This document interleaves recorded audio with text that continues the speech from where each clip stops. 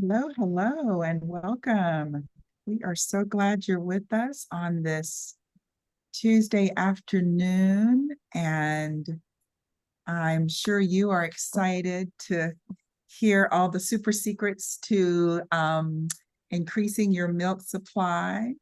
But in full disclosure, we are not going to have you having freezers full of milk. LaShonda already managed. LaShonda, did I say it right? Yeah. I'm Southern and I have been butchering her name and loving on her, but butchering her name, and she kindly told me today. So thank you for that. Um, but I am excited to introduce LaShonda Dandridge, who is based in Harlem, one of my favorite places. She is an international board certified lactation consultant. She's also co-founder of the Lactation Learning Collective and training coordinator for the Chocolate Milk Cafe National. LaShonda is also a trained postpartum doula, and she gives back by functioning as a trainer and mentor to other professionals, helping to grow and diversify the profession. Joining us is Simone Toomer. Simone has nurtured space for expectant and postpartum families for a decade.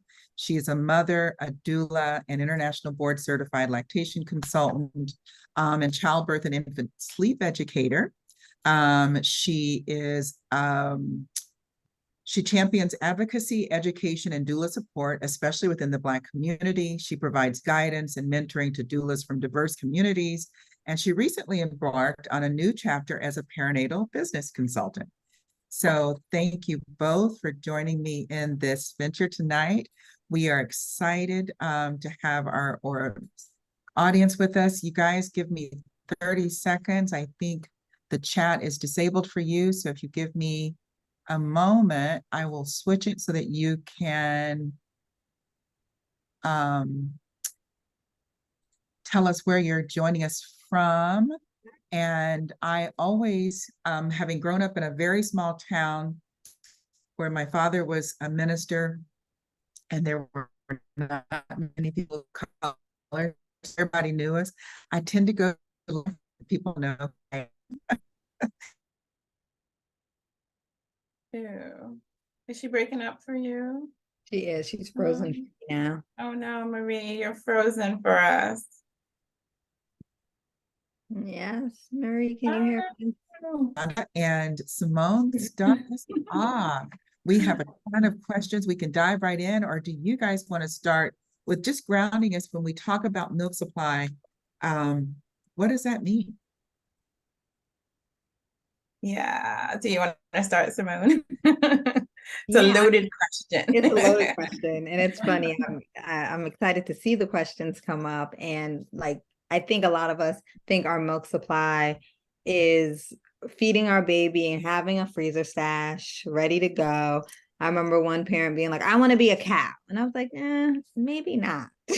Like, so there, social media has us in this era where we just think like we need that deep freezer full of milk. And the reality is like we need to sustain our baby, right? And what they need. And so that's truly like our milk supply. And some may be low, some may be oversupply, but ideally it's exactly what your baby needs. I love to remind people that nature, there's nothing wrong with nature, right? Nature knows how many fetuses you're growing, and that is the amount of milk that your body is going to provide. So when we talk about like supply and stuff, I think we were hit on it a little bit last night, that people's number one, when we were talking about the fears of like going into feeding, like, there's pain and then there's the fear of not having enough. And I was saying how we live in this supersized society, right, where everybody thinks quantity, right? But it's the quality of the milk and such. But just know that nature knows what to do, right? So if you have one fetus, right, your body is going to make enough milk for that. If you are having two, so a lot of people too get nervous when they're like, there's multiple babies here. How am I going to do that? Right? Especially when there's like three and we only have two breasts, so it's like, but it is possible. Like, again, like if you didn't tune in last night, please go back and find the recording and watch it, because we were talking about the basics, right? It's setting yourself up, right? So getting that education and really knowing what is the biological norm Mhm. is going to really help you on whatever journey looks like for you. So, like touching on what Simone said, what we in the lactation world is like, get those images of Instagram freezers and all that stuff out of your brain. If you are new to this, even if you're not, if this is your second time with her, like, and whatever relationship you had before with your first feeding or whatever, or things that people are happening around you, what do they say? Comparison is the thief of joy, right? Don't compare yourself. Your journey is your journey. Absolutely. Absolutely. Right? Something that you said yesterday was really impactful, was when you talked about the size of the baby's tummy.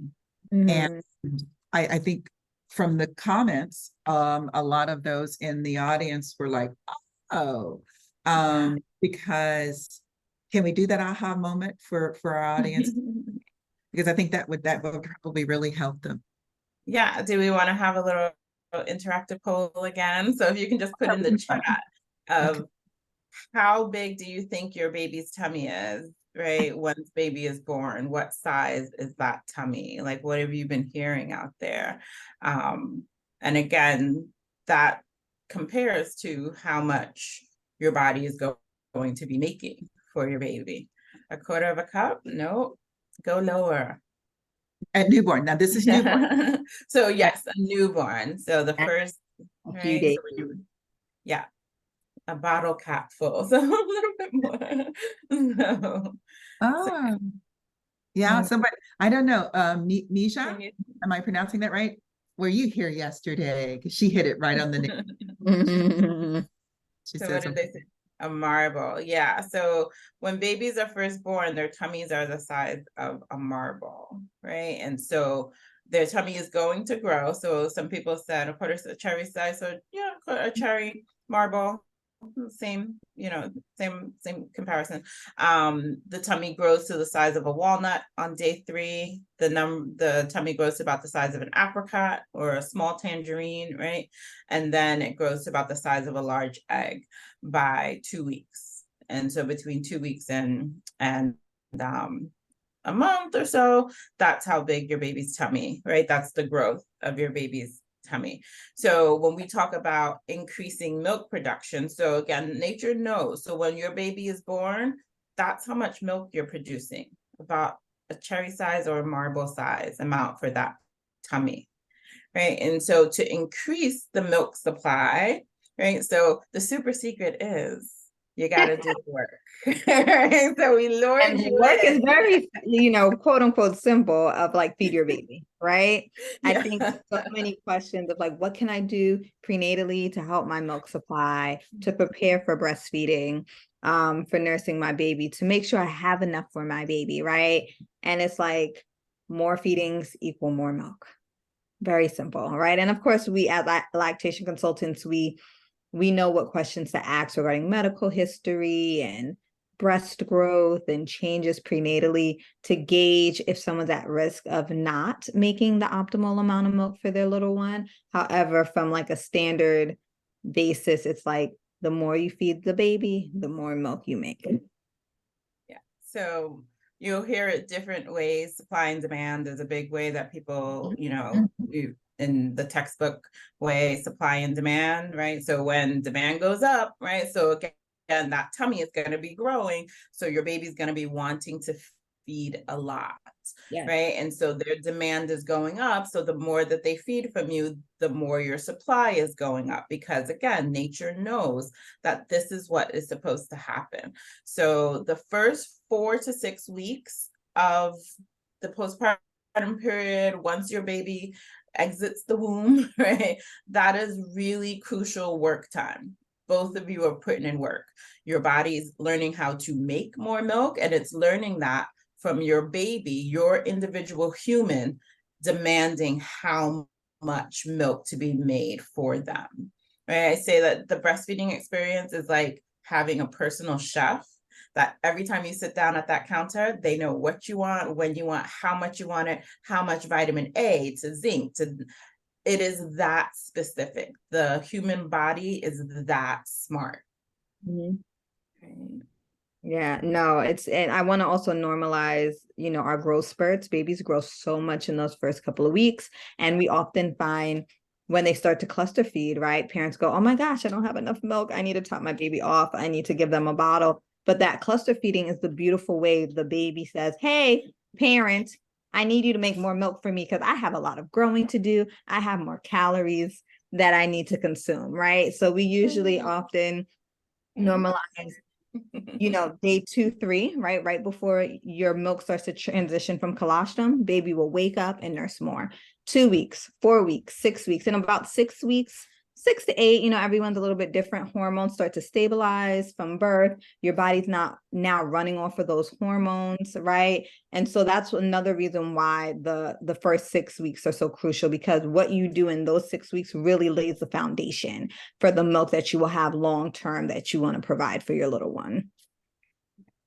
So if And you're happen to be out there listening, sorry, if you happen to be out there listening and let's say you're already into your feeding journey and you have questions, especially if you're newly postpartum and not first days and weeks, get help sooner than later. So again, or even if you're like months in, and if you're hearing my voice now, right, this is your sign to reach out to lactation. Because if you have any concerns, if it's like a little bit in your brain, like, I'm not sure what's happening, trust that, right? Yeah. Trust that, trust yourself and seek support. But it's always better to seek out and get those questions answered sooner than later, because the later you wait, the further away from postpartum you get, right? That early postpartum period, it's going to be a little harder for us to implement some things to increase your supply. So in that first 4 to 6 weeks, if anything is a little bit going awry, it's going to be a little easier for us to get in there and make a plan to boost the production. But the longer you wait, the hormones will start to reset, as Simone was mentioning, and it gets a little harder to boost that supply. So if you're pregnant, or if you're early postpartum, again, getting support sooner than later is always going to play better in the long run of your feeding experience. And that leads to one of the questions we didn't get to last night, and that is using a friend's experience, because it's true or false, if my baby was born at 9 pounds 10 ounces and your baby was born at 6 pounds, isn't my body going to produce a different volume, right? Isn't so I can't give my breastfeeding experience to my girlfriend who's got that little 6-pounder, because I had a different experience, right? That was one of the questions from last night, is trying to compare your experience with your friend may be off because her baby may not have been the same size, may not have been the same gestational age, may not have been. Yeah, even if we could even go one further, even if you both got pregnant at the same time, you both had a baby at the same, like next door to each other in the hospital, the babies were both the same, the weight and everything, really, and you can attest to this, Marie, right? You are in the game longer than I am. I'm 14 years in with my little one, but I would say like your little one is born with their personality. Yes, Right. yeah. So that feeding behavior. So again, like it's not just a you, it's not just the parent, right? Whose body is actually physically making the milk. It's not all your responsibility. We need babies to be engaged and to be telling your body how to make this milk and make more of it. So we need a baby who is latching deeply and being engaged when they're there, and that is different personalities, right? But yes, if you throw in gestational ages, if a late pretermer or early pretermer versus even sometimes the 41 or 42 weekers will be super sleepy, and if they're not being active at the breast, that is going to affect how milk is being drawn out and the production overall, right? I think even aside, we don't talk about also how the birthing journey impacts feeding, right? Like as a doula first before an LC, a part of my conversations and practices, what was birth like? How long was it? What position was baby in? What interventions happened, right? And so a part of your birthing plan prenatally, and this goes back to that education, you could also think about your postpartum journey as well. Yeah, that's a good So point. one Because of the secrets, yeah, so I one had of a the, C-section versus my girlfriend's vaginal delivery. yeah, My baby is still trying to like get past the anesthesia, and so just that comparison where we want to clarify. So I hope hopefully the young woman that asked, we are answering for her tonight that no, it, you know, tell your partner that talking to your girlfriends is not sufficient. You need that support from individualized an support, expert for that reason. Jumping in, so thinking about what are some of the factors that can affect a mom's milk supply?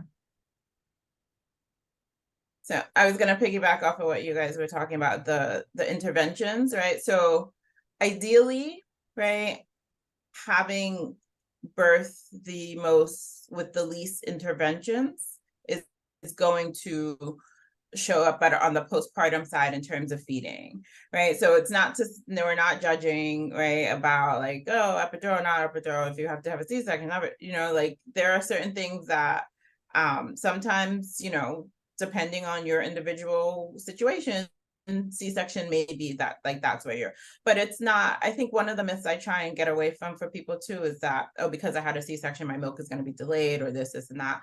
It's like, if you know you're having a planned C-section, then, you know, again, take that class, right? Learn what to do that skin to skin, do some hand expression, get baby on, because, okay, we had to have that intervention, but then we go right back into what the biological norm is supposed to be, right? So you don't have to have that delay.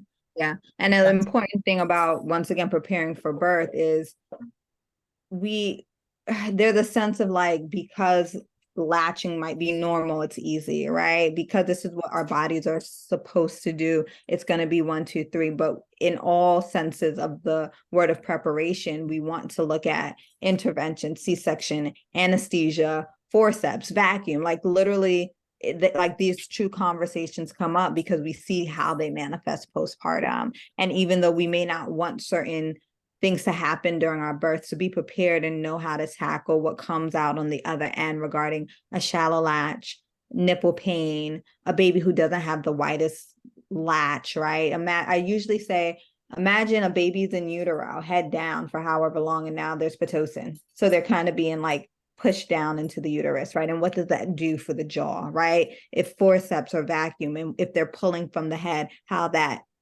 pulls the jaw up and we see recessed chins, right? So as an LC, we're looking for asymmetries, anatomy, suck, all of that to really troubleshoot long-term goals with nursing.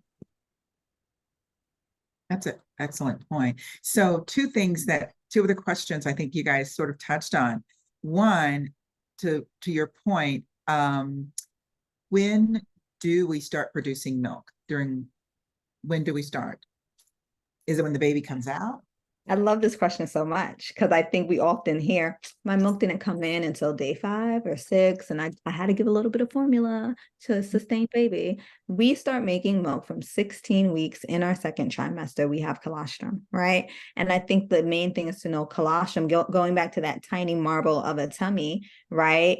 You have colostrum for the first 3 days after baby, and then milk starts to transition. And the reality is baby feeds often, right? To get what they need frequently. And then that milk will increase and transition as baby needs more. So from our second trimester, we have that golden milk.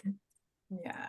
So, and I usually tell people towards the end of your pregnancy, see if you're leaking. So if you're taking like a warm shower and you're like, hey, what's that around my nipple? That's your colostrum. If you wake up and there are little crusty things on the tip of your nipple or in your bra or on your pajamas, that's your colostrum, right? So not everyone gets it. Some people leak, some people don't.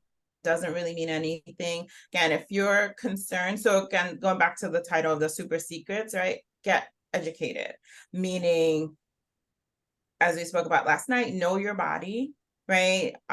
If you do have concerns because maybe you had surgeries to your breast, right? If you as I mentioned last night, have any hormonal things, because hormones make milk, right? So any hormonal things going on, you want to reach out and talk with the lactation consultant about, can this be impactful on my milk production, right?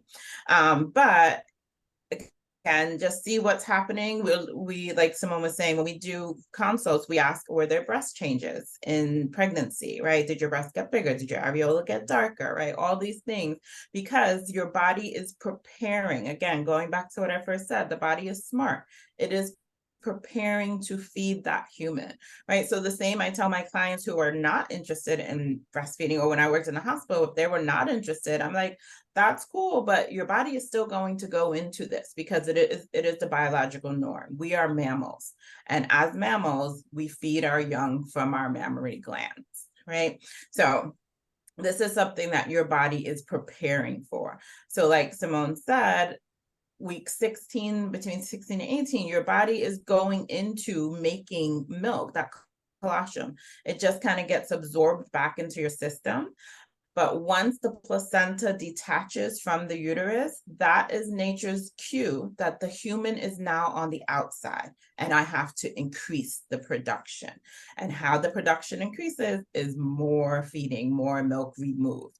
Because if we're not removing milk, then the body gets the signal to, okay, we don't have to do this. It's smart, right? Because we don't want to be engorged and in pain. So on the other side of that is that, again, if you're not planning to do this, or if people are like, oh, I'll try it when I get home, you're wasting precious time. So once your baby is born, once that placenta detaches from the uterus, breastfeeding starts. Chest feeding, human milk production ramps up and starts. And if you want to have a long whatever journey, right, 2 weeks, 2 months, 2 years, you have to keep removing milk from the body to tell the body to keep making milk.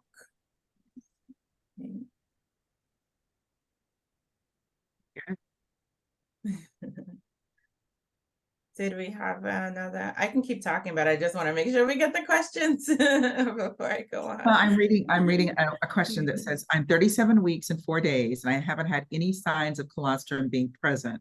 Should I be alarmed that I don't have milk? So a question that I would say is, what have you noticed? What changes have you noticed in your breast, right? Have like LaShonda said, are your nipples a little bit more sensitive? Are they darker? Are they bigger? Have the breast increased in size? Those are telltale signs that something is happening. Usually some people miss seeing colostrum altogether, right? And some people think, oh, I if I don't leak, I don't have milk, and you could have one baby and never leak, and then the second baby leak all over the place, right? It's not an indication of your milk supply. However, we are looking to assess those breast changes through pregnancy to give us a good indication that, hey, your body's doing something and knows a baby's on its way. So it may not necessarily be, you may not necessarily leak, but there are other physiological changes.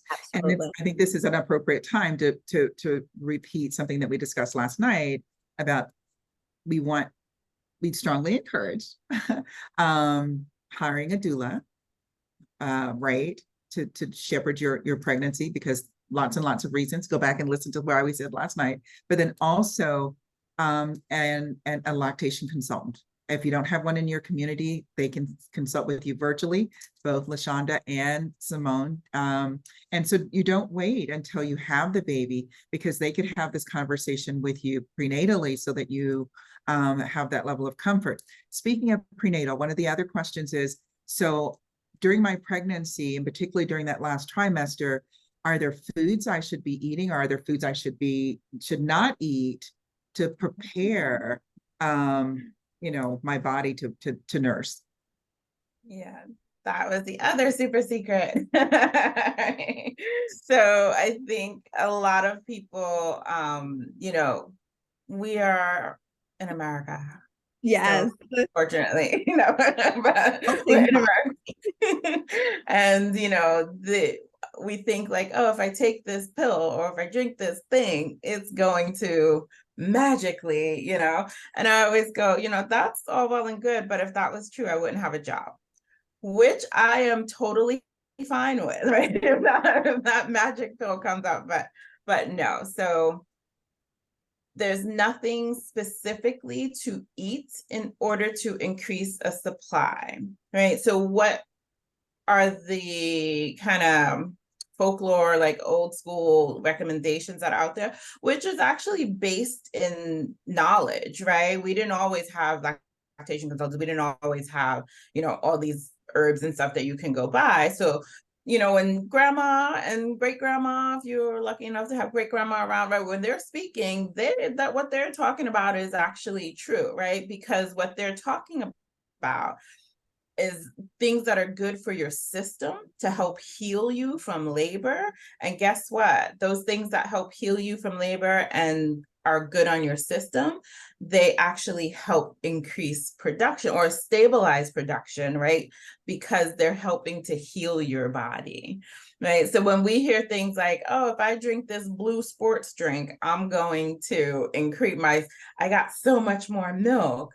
What we hear is that you were super dehydrated. Yep, You you need it. didn't. That was not. You need it. Yes. Yeah. For sure. So And I mean, I think it's beautiful to also be exposed to different cultures. If you speak to people from all around the world, there's always something that you eat or drink to help production. And the true thing is that nourishment, right? And replenishing. You just gave birth, you lost blood, an organ came out of you, you're healing, right? The true essence is that nourishment and replenishing in order to relax you, to restore you, right? And you're nourishing a human being, right? So you need to be nourished to nourish that human being that you're sustaining life, and that is a big deal. And so it doesn't take away from the teas and the soups and all of that. But no, you can drink all the soups you want, pop all the fenugreek pills you want, but if you are not nursing and or pumping, depending on your situation, you are not going to get that milk supply that you truly want. yeah. So it comes down to nourishing your body with the appropriate level of nutrition, because the micro and macronutrients that you take in will go to the baby, right? So this is not the time to go on the diet and try to bounce back like all those little internet girls that No, tiny no, do so not go on any drastic diets. You the will nutrition is definitely tank important. your supply. And then staying hydrated. And you don't have to have anything special. Water will do, mamas, right? And then what about the supplements? Are there any supplements that you guys have concerns about people taking? Well, can I also add to the water and the food? So a lot of people may have heard about the cookies, right? The lactation cookies that you can make and increase your supply. So that's the other thing with all of these things. Everyone's body is different. You react to it differently, right? But I'm like, hey, cooking. When I go to people's homes and they have cookies, I eat them. I have not lactated. Yeah, I haven't lactated in 12 years, right? 13 years. I haven't lactated. But the thing with the cookies or the soups or anything, if somebody wants to cook for you or make those cookies for you, again, that is the super secret.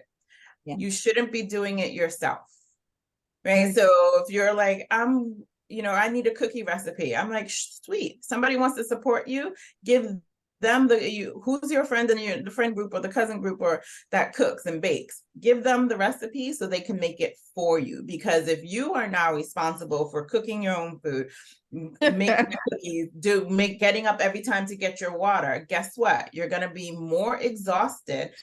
And when you're more exhausted and you're stressed, your supply goes down. Right. And I think so because that cookie is like an oatmeal cookie on steroids. There's flax, there's chia seeds, there's brewer's yeast, there's all these things that, once again, I remember doing postpartum work and doing like oatmeal with nettles, right? Nettles is good for iron, and flax seeds and all of that to just make it nutrient dense. But also we want to honor that the body is smart. And I often say a parent in a drought will still lactate and be able to nurse because your body gives priority to your baby. So some people think, oh, I'm not eating the best, I can't nurse, right? I could only afford McDonald's and I don't want my baby to get that. But your baby is seeking and getting the best out of you despite your diet, because your body knows. That's true.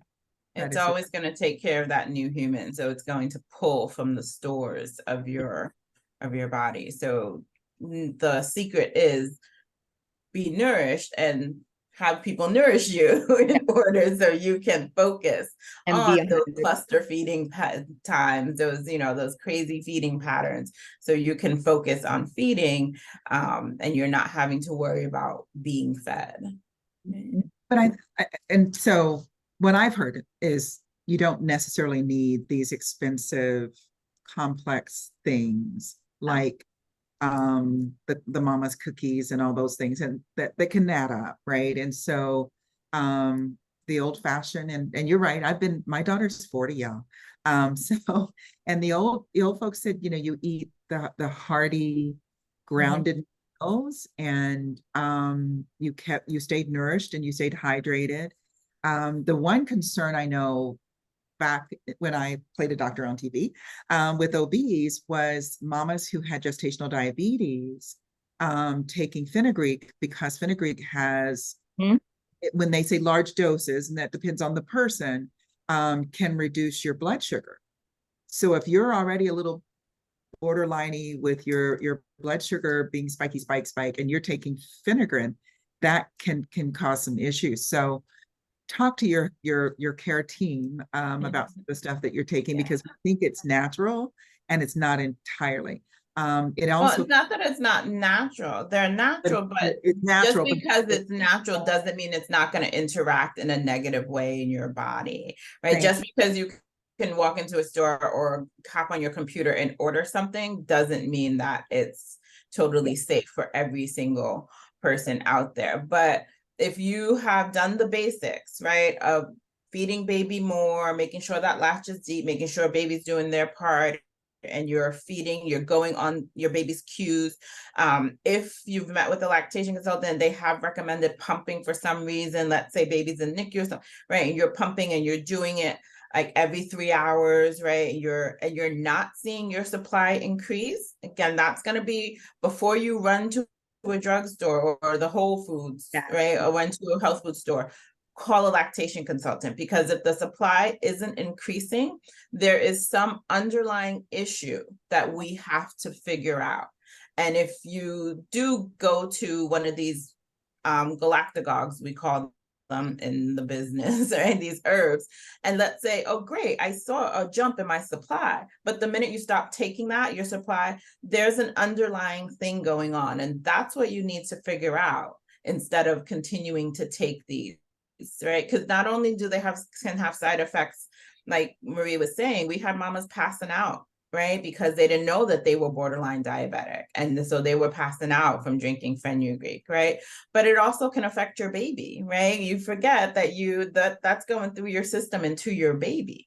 So we don't want to be putting something in baby's system unnecessarily. So especially if you have a preemie, right? So when we do a lactation consult, it's not just about like latch and position, and there's so many intricate things that we are, like I said yesterday, it's like boob detectives. We have to figure out what's happening. Yeah. And I think I like to honor like indigenous wisdoms. And I think we have to honor that herbs are medicinal. A lot of cultures approach plant medicine, right? And so we not only may they be interacting with blood sugars and pressure, but the medications that you are taking too, right? We need to make sure your medications are doing what it needs to do. And so we don't want you messing with things that have not been assessed for your situation. That's good. And that goes back all full circle to your who all going to be over there and who's on your team. So one of the questions is if mama went from pumping 3 to 4 ounces per breast after nursing, and then she's dropped to 1 or 2 ounces per breast, should she be concerned? Now, I want to clarify. She said, I went from pumping 3 to 4 ounces per breast after nursing to suddenly drop to 1 to 2 ounces per breast. Should I be concerned? And she said, I'm having a hard time getting my supply back up. So what I think is like, one, why were you pumping after nursing, right? Was there a need to top off baby, a weight concern? Were you thinking you didn't have milk and, just thinking you needed to ramp it up? Because oftentimes we see parents diagnosing themselves with low milk supply, right? But if baby was nursing well and weight was good, then that means that your body was making what baby needed, right? And so if you pumped, you were kind of pumping this extra. So technically, if you went down to 1 to 2 ounces, you still have a little surplus of what baby needs. And it isn't a concern as long as baby's gaining well. And if you want to store that for back to work, or you have a stash for whatever reason, that's totally fine. But we assess from like, is baby gaining weight well? Is baby an efficient eater? You know, what is going on in the bigger picture, as opposed to just, oh, I was pumping and it's gone down. Because that may be an indication that his or her appetite is geared up a little bit, right? So then you don't Yeah, have exactly. you And don't have as so much leftover. we need to Yeah. honor this ebb and flow in that first couple of months to year, right? Like your body, once again, your body knows. So it ramps up supply at times, it comes back down, you get your period, it might go down, you're back to work, you know, so there's always these time periods where supply is up and down. Yeah, but if you are having baby at the body taking the milk from directly from the tap, right? And baby comes off and they're satisfied and they're, you know, they're milk drunk, right? They're having the diapers. That is the ultimate, like, hey, this thing is working, right? Yeah. So like Simone said, if you're pumping after that, for whatever reason, if you just decided to, and you're like, hey, I want to get a little bit more. And so the first thing is, what popped into my head is, how far postpartum are you? Because remember, we talked about that first 4 to 6 weeks when the body is like, hey, let's keep making milk, right? but after about like that, between 6 and 8 week window, the body starts to plateau. It's like, okay, we got this down, right? If you were doing like, you know, following your baby's choosing, okay, we got this down, we know what to do. So we don't have to like go, you know, crazy sending all this milk anymore. We're kind of, you know, plateauing. So that could be why, if you baby fed and baby fed well and you're getting less in that pumping session afterwards, like Simone said, that could be, it's still like, in our eyes, that's still a good surplus, right? Absolutely. That is still a good surplus. So again, don't, those numbers, when we just hear them, it's like, oh, we got to get so much more information to figure out what's happening. So then that bears the next question is, how do we prepare a supply of milk for, you know, daycare when I go back to work or babysitting without having that concern about an oversupply? You know, what's the balance there? You want to take this one? So we usually say when you're going out, I like a month. Some people like 2 weeks. I like a month out of going back to whatever, right? So if you're like, okay, so if everything is quote unquote going well, there's no reason to really be pumping. So meaning that baby's latching, baby's fed, baby's having the diapers, you're back at the pediatrician, your baby's gaining weight well, there's really no reason to be pumping in that first 4 to 6 weeks. But if your baby's going to have a bottle at some point in their life, between that, you know, 4 to 6 or 6 to 8 week time, you can start practicing with the bottle, because sometimes after 8 weeks, babies will be a little hesitant to take the bottle. So if you want to incorporate it, and the best way to practice is with your own milk. So we can start a pumping routine. And what we usually suggest is after the first feed in the morning, whatever that first feed is, if it's not the 5 a.m., but maybe like the 10 a.m. feed or something, right? We usually have more milk. Again, this is just the way the body works, and we have the hormones fluctuate. So in the morning, we usually have more milk. Your breast may feel heavier and fuller. So the baby gets like a big feed, and they start giving you a little longer stretch between that morning and mid-morning or afternoon feeding. So feed the baby, baby's cool, wait maybe like a half an hour or an hour, and then do a pumping session for 15 minutes. Right? If you consistently do that, right? So like pick a week and say every day, that same time, I'm going to do that. The body starts to read it as, oh, the baby's doing a little clustering at this time. I have to send more milk. And then you can start banking that milk. You could, again, use that bottle for somewhere in the day to practice the feeding, or you can start to build that stash, right? And so let's take this time to define a stash. It is not buy another freezer and put it in your, in your basement. That is not the stash we're talking about, right? So if you do that, so that's what I said, like a month out, if you're pumping once a day and you put that bag in the freezer, that's 30 bags. Yes. That's your stash. right? So that means that when you're back at work or when you are away and you have to run out and you're a little late getting home, but baby is the feeding time, you can call whoever and say, pull a bag from the freezer, right? That's the stash. Because when you do go back to work or back to school, or what you're pumping on Monday is what you leave for Tuesday. What you're pumping on Tuesday is what you leave for, right? It's always the fresh milk. The stash is what you're pulling for those growth spurts, right? Or I didn't get a chance to pump because I got my meeting ran over and I didn't have a chance to pump at work. So at least I know I have extra milk at home. So that's what the stash is really. But just once a day of trying to go. What'd you say, Simone? Not the deep freezer. Not the deep freezer. I'm like, even CDC is like, it's good for a year. I'm like, what are you doing with milk at a year frozen? And don't get me started on the places where you can dehydrate your milk. That's a whole new phenomenon. Have you I'm like, seen those? hmm. Oh, it's Yeah. just a money grab. Please don't dehydrate your milk. The reality is you are nursing with baby at work, 9 to 5, whatever schedule, that may be like 3 bottles, right? We of course look at your commute back and forth, but like LaShonda said, that stash is really, I'm caught in traffic, I'm stuck on the train, oh my gosh, I might not be back home in time, but you're really just pumping day to day for the next day. And so the stash is more so emergency.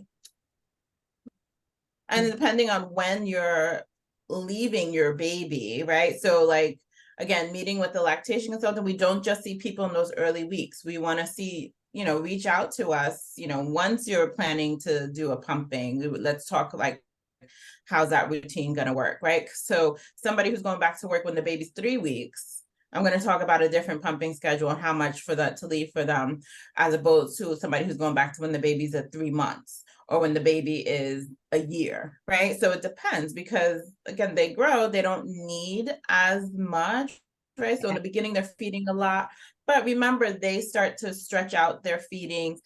If you're past 6 months, they're going to be starting solids. So it's really an individualized time. So don't get too like tunnel visioned on what's happening. I think it's also cool to know that if you have history with formula, or if you see like those 8-ounce bottles of milk, right? Breast milk becomes more caloric as your baby gets older, right? So you can have a 4 to 5 ounce bottle at 4 months and still a 4 to 5 ounce bottle at 8 months, right? And the composition, going back to it being a live food, it knows exactly what your baby needs and how, to nutrients and vitamins and minerals and calories to meet your baby's needs. So don't think that just because they're older, they need a bigger bottle necessarily, because your milk is changing for your baby's needs. Yeah, just a little like asterisk on that too. So not only like the 8-ounce bottle, but even the ones that you can purchase, there's no reason to purchase an 8-ounce bottle. There's no reason to purchase different size nipples, right? People are like, oh, the baby's getting older. I always say, your nipples don't change sizes, do they? Right? All of that stuff is marketing, right? So the bigger bottles that you see in Target and Walmart, the different nipple sizes, 6 to 1 year, it's all BS. Yes. I think they go to like size 3. I was like, your baby's gonna be choking. Like, I know. What does that mean? What does that even mean? Well, and yeah. So here's a question: for a single feeding session, should we feed on just one breast or both with one child? that's a good question. And I mean, no 2 feeds look alike. Sometimes baby will need a longer feed and need both breasts, and they'll let you know. They might hit the breast, tug on the nipple to trigger another letdown, right? We want that first. I often say first breast is dinner, second breast is dessert. So just really aiming to get that first breast drained and empty. And if they're still showing cues, offer that second one. And sometimes during a growth spurt, you might double time it, and that's totally fine, right? Your baby's not a clock. We're honoring cues and making sure that we're telling the body to do what it needs to do to sustain baby and to make sure your supply is solid. Cool. And then this is a follow-up. Yeah, Perfect. This is a follow-up to something you guys just said about the freezing the milk. Why should we use the fresh milk and not the milk in the freezer first? We always it's always fresh milk first. Then if it's not straight from the tap. It's gonna be freshly pumped, and then refrigerated or then freezer, right? I don't know if there's really a rhyme or reason. I mean, you would, well, go ahead, Simone. Look, I had read somewhere that the frozen milk you do when they're a little older because it's no longer their sole source of nutrition. So if there is, yeah. So I guess depending on when you started pumping. So like if you start pumping at 2 months, but you're back at work when the baby's 7 months, we wouldn't want a 7-month-old just getting 2-month milk, right? So they would want the freshly pumped milk. In that sense, you don't want to give like a 7-month-old, 2-month-old milk as like the main. So it's not like, oh, I pumped my milk, I'm going to put that 7-month milk in the freezer and start, like, again, the stash is just something that you're pulling for extra. So that 2-month-old milk would be in the mix of baby getting the freshly pumped milk and freshly from the breast. But we never want an older baby getting, 2 or 3 or 4 milk. Yeah. Right. So ideally you would want that 7-month-old to get the milk that was just pumped and is nutritionally comparable to what their diet is or their needs are. Because especially if you're still breastfeeding, if you're still, chest feeding, if you're still putting your baby to the body, when the baby goes to the nipple, their saliva sends signals to your body on what to make for them. So, so the nutrients, like you're saying, so when you're pumping at work, that same messages are being sent, and so that's the milk that the baby will be getting, right? I hope this is making sense in people's head. Right. And for those who don't, go back and listen to the workshop that Simone did on Friday, where she talked about like if the baby has a cold, your body knows from that magic, and so it's going to send the appropriate level of immune building properties and all that good stuff, right? Yeah. Am I saying that right? Antibodies, immune boosting properties. Yeah. I told you I play a doctor on TV. I'm not really one. But so that to that point, that's why you want I want to say the contemporary package of milk for whatever is going on in the baby's life right now. Yeah. And then frozen can be what you top off with or what is their dessert. Yeah. So here's a question. My baby's currently 8 months. I'm still breastfeeding and pumping. What should I expect as she gets older for milk supply, and how often and how much will she feed? Again, another loaded question. Again, as they get older, so 8 months, so 9 months is a growth spurt, so she may ramp up, right, a little bit. But they do tend to stretch out their feeding. So like Simone was saying, when the body starts, so babies start to sleep a little longer stretches. So if they're sleeping like for 5 or 6 hours, or even, there's some babies that sleep 8 or 9 hours, eventually your body will know that and will be able to extend where you won't have to pump, right? Or you won't get that uncomfortable feeling while you're sleeping or wake up with hard breath. Your body knows. But when you put the baby to the breast throughout the day, right, your body knows what to do because you've already laid that foundation. So when that starts to happen naturally, right? So these are not things that we're interjecting. Like yesterday, Simone, I went on a whole rant about sleep trainers, like that, right? And baby nurses and such, right? So this is, again, going by your baby and their individual, right? How they want to sleep. Because sleeping, just like eating is a learned behavior, so is sleeping, right? So, but around that time, you may get these longer stretches. And so like Simone was saying, when the body starts to go for longer stretches naturally, it knows that, okay, baby's feeding now, I have to make this milk more nutritionally dense, because when we go longer stretches, the milk gets a little fattier and denser, because they know that the human is getting older and needs different things. So I would say 8, 9 months, or the beautiful things that you can start to look forward to is teething. Right? Using your nipple as kind of a teaser. That's always fun.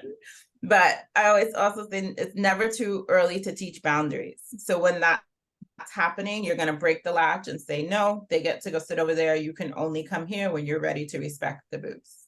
Right. And so when babies are really feeding, you don't feel teeth. Right. So if you're feeling teeth, the gymnastics, the nurse gymnastics, we call them. So, you know, they're like all over, right? Things are so much more interesting. Like I know that feeding stuff, so I'm gonna be like all over the place. They choose playing with food all the time at that age. Say again. They choose playing over food at that age all the time. Yeah, yeah. I remember So, that. and then you'll be offering your solids, right? So, but food for play is what we call it. So the milk, right? Breast milk is still their main form of nutrition, but you can offer foods. Again, eating solids is a new thing, right? It's very textural and how to put it in my mouth and chew and swallow. It's a new thing. So not all babies like by 8, 9 months or even a year are like sitting down to 3 square meals a day, you know. Well, that's a So. good point, LaShonda, because I say food before one just for fun. It's a nice little rhyme to remember.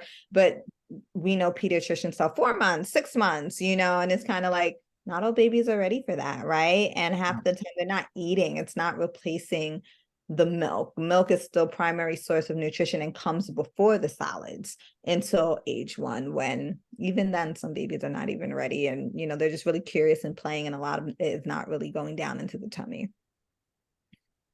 So true, so true. Back to the discussion about nipples, bottle nipples.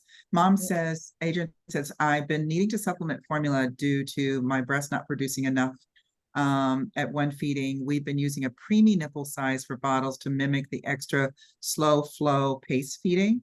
Are you saying to continue with that size even months down the road? Her baby is currently 1 month old now.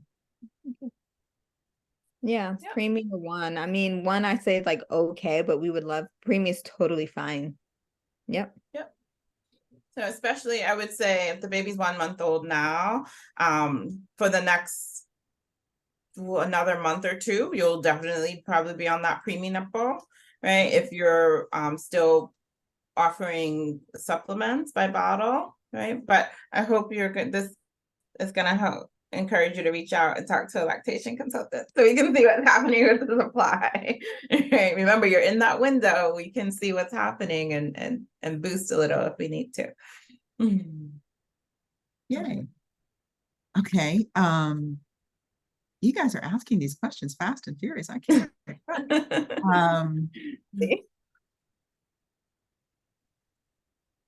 Oh, we have, this comes up a lot. The nipple pain, latch difficulties and nipple pain. Yeah.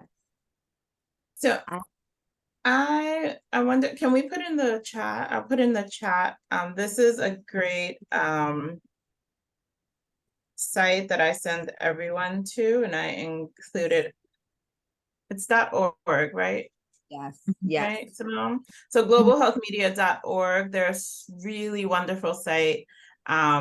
You can go and look at their breastfeeding video. They have tons of videos on there, but you look specifically for the breastfeeding ones. I think it's called Attaching Your Baby at the Breast for parents, right? Because they have stuff for professionals, healthcare professionals. So look for the one for parents, and it's a 10-minute video and it's a good visual. So as you're there and you're doing it, you can see, but you can also go listen to yesterday's thing, right? So remember, we have to teach baby how to latch, and babies know how to suckle, and they're going to want to suckle shallow, right? So they're just going to want to hang out on the nipple. We really have to teach them to take a mouthful of breast. And so it's really holding your nipple way high out of the way and making them work. You want them to get a nice wide mouth. And when you see that, you bring the baby onto the breast. Don't dip your nipple. Bring your baby onto the breast so they can scoop up. I actually have my boob right here. We want them to scoop up the breast, right, underneath the nipple. So I'm holding my nipple out of the way. I'm waiting for my baby to open up wide, and I'm bringing them on, right? And I have everyone do this. If you take your tongue and put it behind your 2 front teeth at the roof of your mouth, go along the roof of your mouth, you'll feel those hard ridges. Keep going back to where you feel it get soft. That's how far back in baby's mouth that nipple needs to be stretched. Wow. And when they use their tongue and they're suckling, they're compressing breast tissue, right? And so that feels like tugging and pulling. If you're feeling pain, that means that your nipple only stopped in the front of baby's mouth. And now when they're using their tongue, they're crushing your nipple up against the hard palate. Yeah. Yeah. Right. So it's all about correcting that latch and teaching baby to open up wide and get more tissue in the mouth, stretching that nipple back because it's going to feel more comfortable for you and they get more milk. So a baby that's just kind of hanging out at the nipple is not getting a lot of milk, right? And if they're not drawing out a lot of milk out of the breast, guess what? Your body's not going to replenish a lot of milk, right?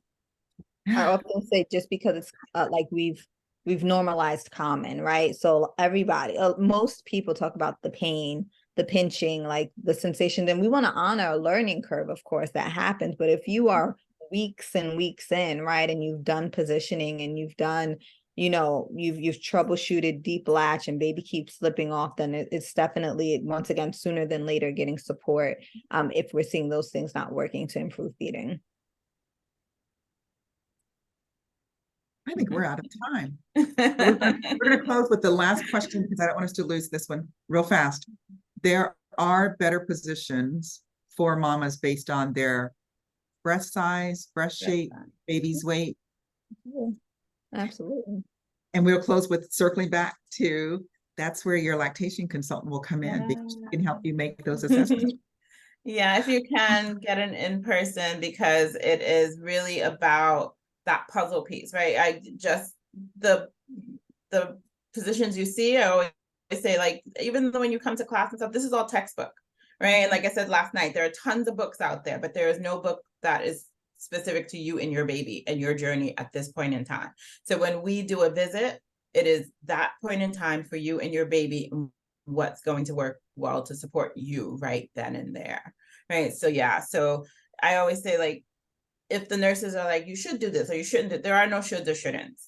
That baby has a personality, has a preference on how they want to latch, right? Sometimes you put them one way and the latch is good, you turn them the other way and they're like, I don't like that, I don't like laying that way, right? Just like you. So it's really like finding what works for both of you. And I think it's pretty cool as LCs, we're actually the only healthcare professionals that have two patients that we treat at the same time. And we have to take into consideration both nursing parent and baby and what's going on to, between that dyad. Yeah. Love it. Thank you both so much. Thank you guys for your participation. Audience will have the recording available for you very, very soon. We have the names of their LaShonda and Simone. I think they both provide virtual consultations. Yes. So if you want to continue this dialogue, I encourage you to reach out to them and get personalized support. Obviously, New York, what they're doing. Yes, this is an endorsement because at least for Rhonda, my daughter nursed for 2 years exclusively twins. Beautiful. So, I'm sure Simone is equally as adept. So we can we just do a little plug for Chocolate Milk Cafe? So yeah, the Chocolate Milk Cafe, so the other super secret, right? It's getting support, right? And peer support is one big thing, right? So if you're not getting it from your family or you're getting crazy messages from the healthcare professionals, check into a Chocolate Milk Cafe national. So we are all virtual. So it's chocolatemilkcafe.org. I'm, as Marie said in the beginning, I'm one of the trainers who helps you open up a chapter. We can chat about that. Simone is, and I'm in New York, Simone's in Charlotte, and she's one of the facilitators for our Charlotte chapter. So we have, there's support all around. Right. And if we can't, I can talk to you, right? But like we were talking about last night, it's finding people, I'm connected, right? We call it the Black Girl Web, right? Finding people that I can help find people in your area that we can connect with. I'm in Concord and I'm doing more private practice. I actually think one of our other facilitators, Sampri, is on. I saw her name floating around in the chat too.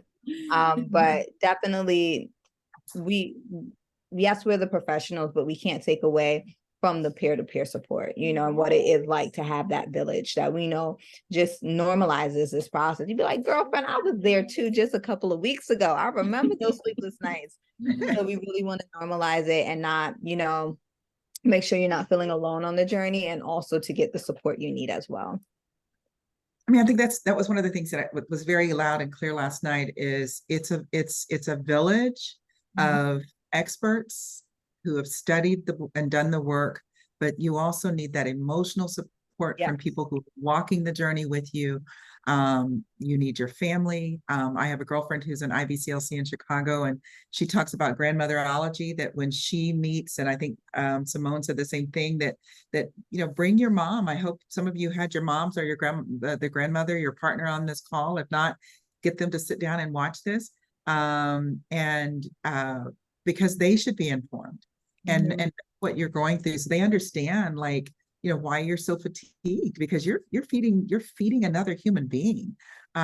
So it's a combination of things. So by all means, reach out to Chocolate Milk Cafe, some of my favorite groups. And if there isn't a chapter, there's a way to set one up.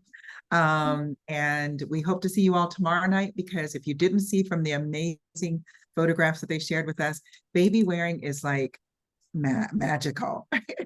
And it actually, that was one of the things that we didn't want to steal Takesha's thunder, but it's one of the teeny tiny ways that you can increase your milk supply. So we talked about skin to skin, and for those of you who've given birth, hopefully you got that moment in the golden hour. But wearing your baby and doing skin to skin, but also just simply wearing your baby and in your day-to-day activities will help with your milk supply. So we'll send this recording. We'll send the link to Simone, to LaShonda, as well as Chocolate Milk Cafe in the next 2 days. Our IT team will get that out to you. You all have a great night, and we'll see you tomorrow night at 6 p.m. Eastern. So it will not be as late, 6 p.m. Eastern. Look forward to seeing you. Have a good night. Bye, everyone.